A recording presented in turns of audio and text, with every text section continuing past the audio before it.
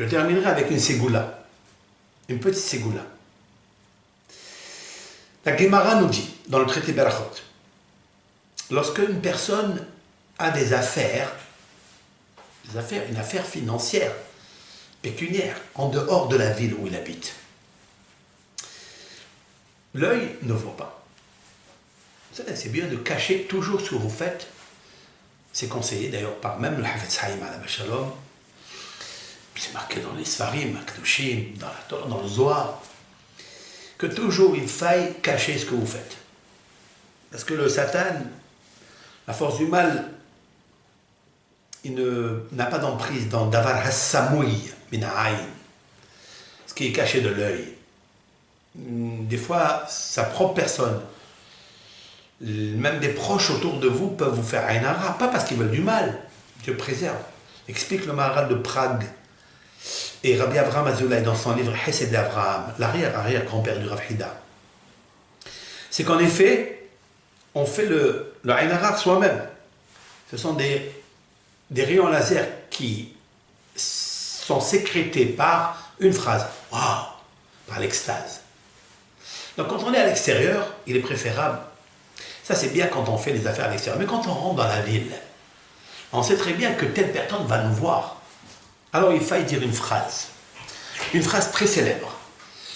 Je vais vous la dire, et je l'écris d'ailleurs comme Ségoula pour que tout le monde la voie. Ana mizar ade Yosef kaatina de la chalet be'ina bisha. J'explique en araméen, je suis de la descendance de Yosef dont le mauvais œil n'a pas eu emprise. Mais je vais vous expliquer pourquoi il n'a pas emprise. Parce que Yosef, il avait le nom de Dieu devant lui. C'est la raison pour laquelle il va falloir prendre le nom de Dieu. Écoutez bien. Il faut prendre le nom de Dieu, Yud Kevavke, en premier. Marquez après le mot Neshama, Nun Shin Mem, et marquez votre prénom en hébreu en bas. Yud Kevavke, le mot Neshama, après votre prénom. Tu t'appelles Mordechai, tu t'appelles Moshe, tu t'appelles Aaron, tu t'appelles etc. Vous le marquez comme ça. Et vous dites cette phrase. Ana Yosef, Mizar Ade Yosef Katina de la Shalit Be'ainara. Parce que le nom de Dieu, c'est lui qui a sauvé l'œil. Puisque Yosef 156, et il y a une différence de 26, c'est le nom du tétragramme, je le porte là-bas, qui est gravé dans la Neshama, qui est gravé dans ton nom, dans ton prénom. Et à ce moment-là, il faut lire le psaume 121. C'est le psaume 121, Shir la ma'alotesa enai el harim. Je vous expliquerai dans un autre cours la puissance qu'il y a dans ce psaume. Et qu'est-ce qu'il faut faire quand on rentre dans la ville? La Gemara nous dit quelque chose de fabuleux. C'est de prendre le pouce de la main droite, de le rentrer dans la main gauche, et le pouce de la main gauche de le rentrer dans la main droite et de faire ça. Vous voyez? Voilà ça. C'est le Talmud, hein? C'est pas un kabbaliste ou quelqu'un qui a inventé, c'est pas inventé, c'est marqué dans le traité talmudique, je vous citerai la page. Il doit donc prendre le pouce, mettre là, et ça là, et dit Ana mizar de Yosef katina de la chalit be'ina bisha.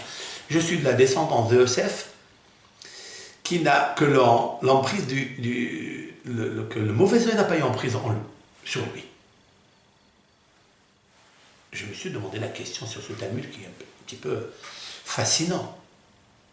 Est-ce que c'est la phrase qui agit ou bien c'est ça qui agit? Pourquoi faire ça? Pourquoi les Hachamim, de mémoire bénie, que toutes leurs paroles étaient citées avec le roi HaKodesh, pourquoi ils nous disent de faire une chose pareille? C'est quelle pratique ça? Si c'est l'amplificateur des lettres qui va connoter la force contre le mauvais œil, pourquoi faire ça? Je voulais l'expliquer avec l'aide de Akadosh Baruch Hu. Selon la lumière des paroles que je vous ai dit maintenant, c'est que Yosef, la valeur numérique qui diffère entre l'œil, mauvais œil, et lui, Yosef 156 et 26, c'est le nom de Dieu. Écoutez, ici, il y a 14 phalanges ici, et ici, il y a 14 phalanges. C'est vrai? Ça fait 28. Un homme, quand il travaille dehors, il réussit dans la vie. Succès, somme. Qu'est-ce qu'il dit? Kohi, ve'otsem yadi, asani tahil. C'est moi, c'est ma force. C'est mon intelligence qui a fait tous ces héroïsmes. Tous ces capitaux que j'ai gagnés ici, là, c'est moi, c'est moi, c'est moi, c'est moi. Ani, kohi ve'otzem yadi. Asu le tahayil hazeh. Ma force. Mais non, c'est pas ta force, c'est Dieu qui a fait. Parce que si tu dis que c'est ta force, je vais amener une force plus grande que la tienne. Celle de... J'ai un ambassadeur qui s'appelle Ayn Ra'a, qui va immédiatement obscurcir ce que tu possèdes. Mais il faut dire quoi Hachem? Il faut dire c'est la force de Hachem. Là, dans tes mains, il y a quoi? Il y a la valeur numérique 28. Mais il faut Hachem. Qu'est-ce qu'il faut faire? Vous prenez le pouce, vous cachez la première phalange. Et je cache aussi la deuxième phalange qui est celle d'en haut. Et je pense au nom de Dieu. Yud Ke Vav Ke. 26.